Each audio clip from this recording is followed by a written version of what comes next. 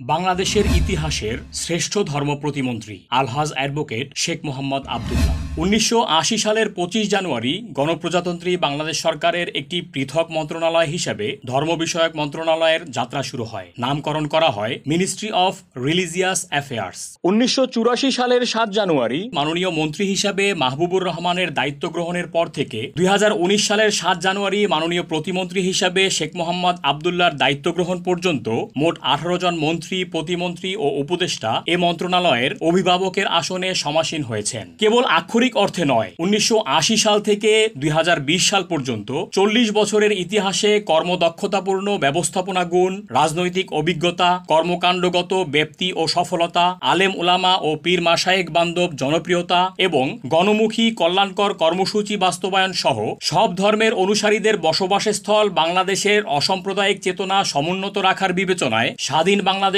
শ্রেষ্ঠ ধর্ম প্রতিমন্ত্রীর উপাধিতে আলহাজ অ্যাডভোকেট শেখ মোহাম্মদ আবদুল্লাহকে ভূষিত করলে কোনো অত্যুক্তি হবে না, বরং এটাই হবে তার যথার্থ মূল্যায়ন এবং যথাযোগ্য স্বীকৃতি। রাজনীতিতে তিনি যেমন ছিলেন জাতির পিতা বঙ্গবন্ধু শেখ মুজিবুর রহমানের স্নেহধন্য আদর্শ সৈনিক, ধর্ম পালন ও আধ্যাত্মবাদের সাধনায় তেমন ছিলেন অলিকুল শিরোমণি সদর সাহেব হুজুর আল্লামা শামসুল হক ফরিদপুরী রহমতুল্লাহি আলাই এর সংস্পর্শ সুব্রতায় আলোকিত শিষ্য। বহু বক্তৃতায় শেখ আবদুল্লাহ বলেছেন, বঙ্গবন্ধু শেখ মুজিবুর রহমান আমার রাজনৈতিক নেতা আর আল্লামা শামসুল হক ফরিদপুরী রহমতুল্লাহি আলাই আমার ধর্মীয় ও আধ্যাত্মিক নেতা। মাননীয় প্রধানমন্ত্রী শেখ হাসিনার মনোনয়নে টেকনোক্রেট কোঠায় ধর্ম বিষয়ক মন্ত্রণালয়ের প্রতিমন্ত্রী হিসেবে দায়িত্ব লাভ করেন অ্যাডভোকেট শেখ মোহাম্মদ আবদুল্লাহ। প্রতিমন্ত্রী হিসেবে দায়িত্ব গ্রহণ করার পরপরই তিনি মন্ত্রণালয় ও তার আওতাধীন দপ্তরসমূহের সব কর্মকর্তাদের সততা ও নিষ্ঠার সঙ্গে দুর্নীতিমুক্তভাবে দায়িত্ব পালনের নির্দেশ প্রদান করেন এবং শক্ত হস্তে তা বাস্তবায়নও করেন। হজ ব্যবস্থাপনার উন্নয়নে গুরুত্বপূর্ণ ও কার্যকরী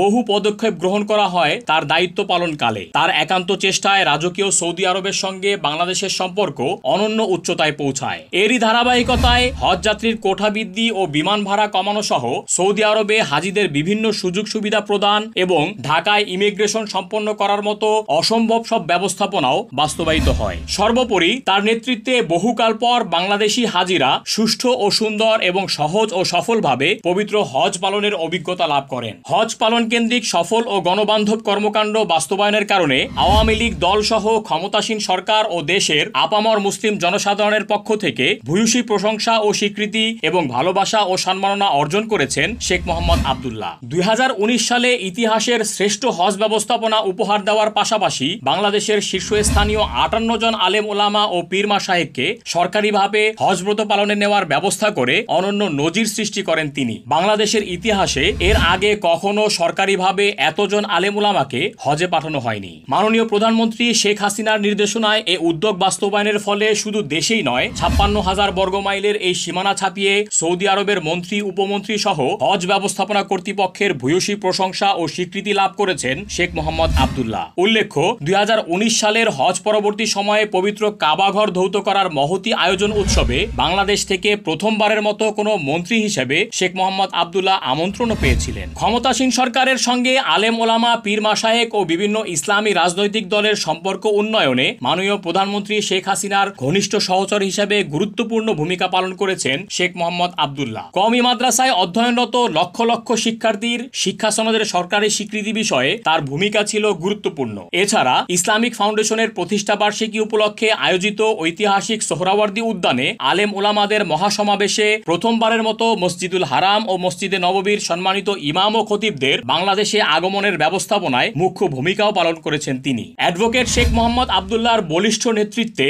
তাবলিগ জামাতের চলমান বিবাদ নিরসন করে ২০১৯ ও ২০২০ সালে শান্তিপূর্ণ ও সফলভাবে উভয় পক্ষের বিশ্ব ইজতেমা আয়োজিত হয়েছে। মাননীয় প্রধানমন্ত্রীর অগ্রাধিকার প্রকল্প সারা দেশে ৫৬০টি মডেল মসজিদ নির্মাণের কাজ ত্বরান্বিত করায় ভূমিকা রাখেন এবং এ প্রকল্পের তদারকি করতে বিভিন্ন জেলায় সফরও করেন তিনি। উল্লেখ্য, দীর্ঘদিন যাবৎ ইসলামিক ফাউন্ডেশনের বোর্ড অব গভর্নর্সের সম্মানিত গভর্নর হিসাবেও অত্যন্ত দক্ষতার সঙ্গে দায়িত্বশীল ভূমিকা ভূমিকা পালন করেছেন তিনি। সর্বশেষ করোনা মহামারীর সময় স্বাস্থ্যবিধি মেনে সামাজিক ও শারীরিক দূরত্ব বজায় রেখে ইবাদত উপাসনা পালন বিষয়ে আলেম ওলামা ও ধর্মীয় নেতৃবৃন্দের পরামর্শ গ্রহণ করে সময় উপযোগী বিভিন্ন দিক নির্দেশনা প্রদানের নেপথ্যে তার ভূমিকা ছিল অগ্রগণ্য। করোনা মহামারীর আঘাতে জীবন জীবিকার জাতাকলে পিষ্ঠ আলেম ওলামা, মসজিদের খতিব, ইমাম, মুয়াজ্জিন ও খাদেমদের প্রধানমন্ত্রীর পক্ষ থেকে এবং ধর্ম মন্ত্রণালয় ও ইসলামী ফাউন্ডেশন থেকে বিভিন্ন সাহায্য সহযোগিতা প্রদানগত সরকারি সব উদ্যোগের নেপথ্যে কাজ করেছেন শেখ মোহাম্মদ আব্দুল্লাহ। এছাড়া দুর্যোগপূর্ণ এ সময়ে ব্যক্তিগতভাবে দলমত ও ধর্মবর্ণ নির্বিশেষে বহু অসহায় মানুষের পাশে দাঁড়িয়েছেন তিনি। মুসলিম সম্প্রদায় এবং আলেম ওলামা ও পীর মাশায়েখদের পাশাপাশি হিন্দু, বৌদ্ধ ও খ্রিস্টান সম্প্রদায় সহ সকল ধর্মীয় সম্প্রদায়কে নিয়ে অসাম্প্রদায়িক বাংলাদেশ বিনির্মাণে তিনি ছিলেন বঙ্গবন্ধুর চেতনা লালনকারী এক ব্যক্তিত্ব। শেখ মোহাম্মদ আব্দুল্লাহ 1945 সালের 8 সেপ্টেম্বর গোপালগঞ্জ জেলার মধুমতি নদীর তীরবর্তী কেকানিয়া গ্রামের এক সম্ভ্রান্ত ধার্মিক মুসলিম পরিবারে জন্মগ্রহণ করেন। তার পিতার নাম শেখ মোহাম্মদ মতিউর রহমান এবং তার মাতার নাম মোসাম্মদ রাবেয়া খাতুন। 4 ভাই 3 বোনের মধ্যে দ্বিতীয় বা মেজো ছিলেন তিনি। গহরডাঙ্গা হাফিজিয়া মাদ্রাসায় পবিত্র কোরআন হিফজকরণের মাধ্যমে শুরু হয় শেখ আব্দুল্লাহর শিক্ষা জীবন। এরপর একই মাদ্রাসায় কওমি শিক্ষা ধারায় পড়াশোনা করেন কিছুকাল। সুলতান শাহী কেকানিয়া প্রাথমিক বিদ্যালয় থেকে প্রাথমিক শিক্ষা এবং সুলতান শাহী কেকানিয়া হাই স্কুল থেকে 1961 সালে মেট্রিক পাশ করেন তিনি। এরপর খুলনার আজম খান কলেজ থেকে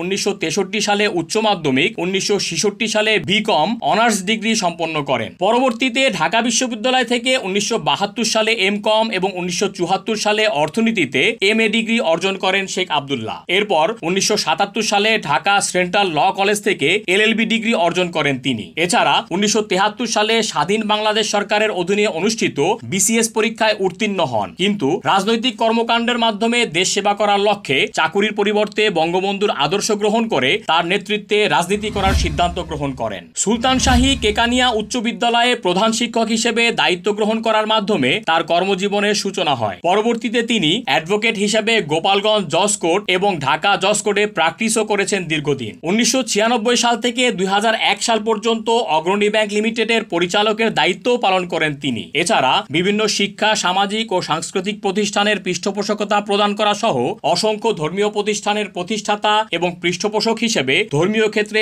অসামান্য অবদান রেখেছেন অ্যাডভোকেট শেখ মোহাম্মদ আব্দুল্লাহ। বঙ্গবন্ধু শেখ মুজিবুর রহমানের আদর্শ ধারণ করেই ছাত্র জীবনেই রাজনীতির সঙ্গে যুক্ত হন শেখ মোহাম্মদ আব্দুল্লাহ। খুলনার আজম খান কমার্স কলেজের প্রথম ভিপি নির্বাচিত হন তিনি। 60-এর দশকে বঙ্গবন্ধুর নেতৃত্বে পূর্ব পাকিস্তানে চলমান 6 দফা আন্দোলনে সক্রিয়ভাবে অংশগ্রহণ করেন তিনি এবং বঙ্গবন্ধুর সঙ্গে সম্পর্ক রক্ষা করে রাজনীতিতে গভীরভাবে সম্পৃক্ত হন। এরপর যুবলীগের প্রতিষ্ঠাতা যুব নেতা শেখ ফজলুল হক মনির নেতৃত্বে তিনি আওয়ামী যুবলীগে যোগদান করেন। বঙ্গবন্ধুর সরাসরি তত্ত্বাবধানে গঠিত গোপালগঞ্জ জেলা আওয়ামী লীগের সাংগঠনিক সম্পাদক ও গোপালগঞ্জ জেলা আওয়ামী যুবলীগের প্রতিষ্ঠাতা সভাপতি হিসেবে দায়িত্ব লাভ করেন এবং সুনাম ও সফলতার সঙ্গে এ দায়িত্ব পালনও করেন। কেন্দ্রীয় আওয়ামী যুবলীগের সদস্য হিসেবেও দায়িত্ব পালন করেছেন শেখ মোহাম্মদ আব্দুল্লাহ। 1969 সালের গণ অভ্যুত্থান আন্দোলনে সক্রিয়ভাবে ভূমিকা পালন করা সহ 1970 সালের নির্বাচনে স্থানীয় রাজনীতিতে জড়িত হয়ে বঙ্গবন্ধুর নেতৃত্বে আওয়ামী লীগের নির্বাচনী কার্যক্রমে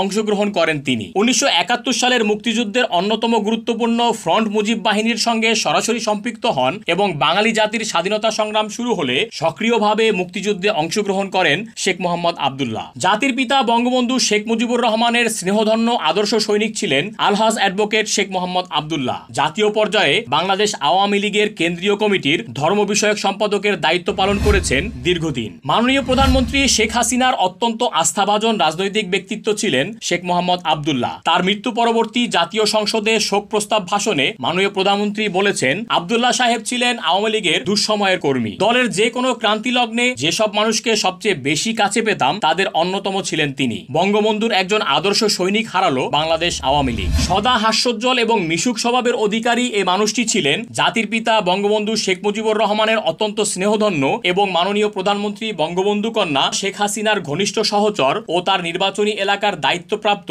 আস্থাভাজন প্রতিনিধি। মাননীয় প্রধানমন্ত্রী দেশরত্ন শেখ হাসিনা তার নির্বাচনী সংসদীয় আসন 217 গোপালগঞ্জ 3-এ যতবার সংসদ সদস্য নির্বাচিত হয়েছেন, আলহাজ অ্যাডভোকেট শেখ মোহাম্মদ আব্দুল্লাহ তার পক্ষে নির্বাচনী এজেন্ট হিসেবে অত্যন্ত দক্ষতার সঙ্গে সব নির্বাচনী কার্যক্রম পরিচালনা করেছেন এবং নির্বাচন পরবর্তী সময়ে সংসদীয় প্রতিনিধি হিসাবে সততা, নিষ্ঠা ও সুনামের সঙ্গে নির্বাচনী এলাকা তত্ত্বাবধান করেছেন। 1975 সালের 15 আগস্টের কালোরাত্রিতে জাতির পিতা বঙ্গবন্ধু সহ তার পরিবারের অন্যান্য সদস্যগণ ঘাতকের বুলেটের আঘাতে শাহাদত বরণ করলে কঠিন এক পরিস্থিতির সম্মুখীন হয় দেশ। বিশেষ করে বাংলাদেশ আওয়ামী লীগের নেতাকর্মীদের জীবনে নেমে আসে দুর্দিন। এ সময় গোপালগঞ্জ আওয়ামী লীগকে সংগঠিত রাখতে শেখ মোহাম্মদ আব্দুল্লাহ সকল লোভ লালসা, ভয়ভীতি, হুমকি ধুমকি উপেক্ষা করে অকুতোভয় সৈনিকের ভূমিকা নিয়ে আপোষহীনভাবে দলের প্রতি অনুগত থেকেছেন এবং দলের নিবেদিত কর্মী সমর্থকদের আস্থার প্রতীক হয়ে উঠেছেন। এমনকি 1980 সালে এরশাদ সরকারের দেওয়া মন্ত্রিত্বের অফারও প্রত্যাখ্যান করেছেন তিনি। বিভিন্ন সরকারি ও বেসরকারি দায়িত্ব পালনের অংশ হিসেবে আলহাজ অ্যাডভোকেট শেখ মোহাম্মদ আব্দুল্লাহ সৌদি আরব, কুয়েত, সিঙ্গাপুর, মালয়েশিয়া ও থাইল্যান্ড সহ বিভিন্ন দেশ ভ্রমণ করেছেন। ধর্মপরায়ণ মুসলিম হিসেবে একাধিকবার পবিত্র হজ ব্রত ও উমরা পালন করেছেন তিনি। বার্ধক্যজনিত শারীরিক অসুস্থতায় 2020 সালের 13 জুন রাত 11:45 সম্মিলিত সামরিক হাসপাতালে ইন্তেকাল করেন গণপ্রজাতন্ত্রী বাংলাদেশ সরকারের ধর্ম বিষয়ক মন্ত্রণালয়ের মাননীয় প্রতিমন্ত্রী আলহাজ অ্যাডভোকেট শেখ মোহাম্মদ আব্দুল্লাহ। ইন্না লিল্লাহি ওয়া ইন্না ইলাইহি রাজিউন। করোনা ভাইরাসে আক্রান্ত হয়ে বাংলাদেশের কোন মন্ত্রী হিসেবে তিনি প্রথম শহীদ হন। মহান প্রভুর ডাকে সাড়া দিয়ে পাড়ি জমান পরকালে। জানাজার নামাজ শেষে গ্রামের পারিবারিক কবরস্থানে বাবা মায়ের কবরের পাশে রাষ্ট্রীয় মর্যাদায় চিরনিদ্রায় শায়িত করা হয় তাকে। মৃত্যুকালে তার বয়স হয়েছিল 75 বছর। স্ত্রী, পুত্র, কন্যা এবং রাজনৈতিক সহকর্মী সহ অসংখ্য গুণগ্রাহী রেখে চিরবিদায় নেন বাংলাদেশের ইতিহাসের শ্রেষ্ঠ ধর্ম প্রতিমন্ত্রী, পাড়ি জমান না ফেরার দেশে। অ্যাডভোকেট শেখ মোহাম্মদ আব্দুল্লাহর মৃত্যুতে রাজনৈতিক অঙ্গনে অপূরণীয় ক্ষতি সাধিত হয়। তার মৃত্যুতে শোক প্রকাশ করেছেন রাষ্ট্রপতি আব্দুল হামিদ ও প্রধানমন্ত্রী শেখ হাসিনা। এছাড়া দেশের প্রায় সব মত পথের শীর্ষস্থানীয় আলেম ওলামা ও পীর মাশায়েখগণ শোক প্রকাশ করে তার রুহের মাগফিরাত কামনায় দোয়া মোনাজাত করেছেন। গণতান্ত্রিক ও অসাম্প্রদায়িক চেতনার বাংলাদেশ প্রতিষ্ঠার সংগ্রামে মহান মুক্তিযুদ্ধের আদর্শ এ সৈনিকের অবদান চিরস্মরণীয় হয়ে থাকবে। স্মরণীয় হয়ে থাকবে দ্বীন ইসলাম তথা মুসলিম সম্প্রদায় ও আলেম ওলামা বান্ধব তার অবদানগুলো। অ্যাডভোকেট শেখ মোহাম্মদ আব্দুল্লাহ আজ আমাদের মাঝে নেই, কিন্তু যুগ যুগ ধরে বেঁচে থাকবে তার চেতনা এবং তার আদর্শ মাখা পথ নির্দেশনা। চিরঞ্জীব হয়ে থাকবে তার অবদানমালা। মিরাজ রহমান, ইসলাম প্রতিদিন, ঢাকা।